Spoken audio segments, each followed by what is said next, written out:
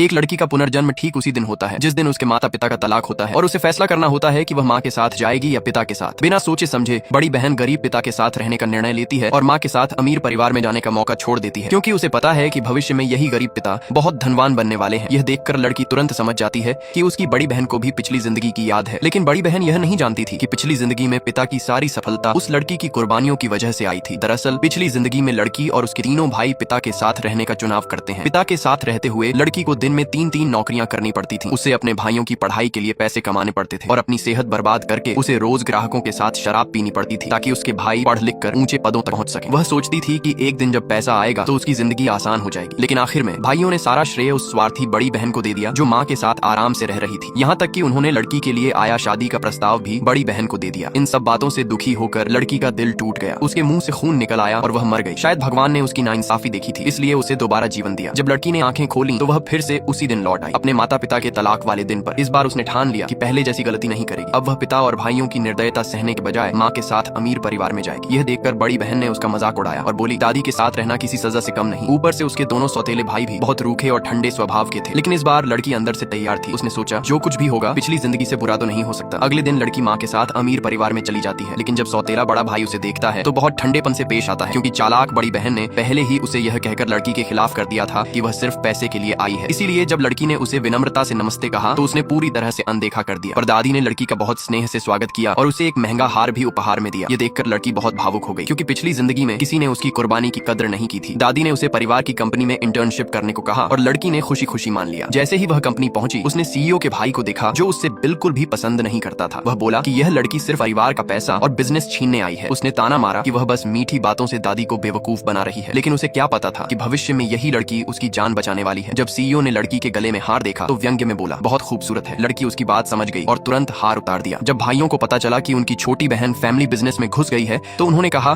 कि वह वहाँ अपनी बड़ी बहन के लिए भी जगह बनाएगी, लेकिन लड़की ने दृढ़ता से कहा कि उसे पहले घर के बड़े भाई से पूछना होगा। सीईओ ने यह सब चुपचाप देखा और लड़की को चेतावनी दी कि ज्यादा चालाक बनने की कोशिश न करे। अगली सुबह जब लड़की ने कैलेंडर देखा तो वह चौंक गई। उसे याद आया कि इसी दिन पिछली जिंदगी में सीईओ का भाई एक हादसे में फंस गया था। इस बार उसने तय किया कि वह उसे बचाएगी। वह भागती हुई उसके पास गई और बोली कि तुरंत वहाँ से निकल जाओ, लेकिन उसने उसकी बात को मजाक में लिया और हंस पड़ा। तब लड़की ने सच बता दिया कि रेस्तरां में गैस लीक हो रही है। ये सुनकर वह घबरा गया और सबको लेकर बाहर निकल आया। जैसे ही वे बाहर पहुंचे पूरा रेस्तरां धमाके से उड़ गया। यह देखकर लड़का बहुत अपराध बोध में आ गया और लड़की से वादा किया कि अब से वह उसके साथ अच्छा व्यवहार करेगा। जब सीईओ को यह सब पता चला तो वह और भी शक करने लगा। उसने पूछा कि लड़की को कैसे पता चला कि गैस लीक हो रही थी। लड़की ने बस यह बहाना बनाया कि उसे खबर और गंध से पता चला, लेकिन सीईओ को उस पर विश्वास नहीं हुआ। तब लड़की ने सीधे पूछा, क्या आपको लगता है कि यह सब मैंने खुद प्लान किया?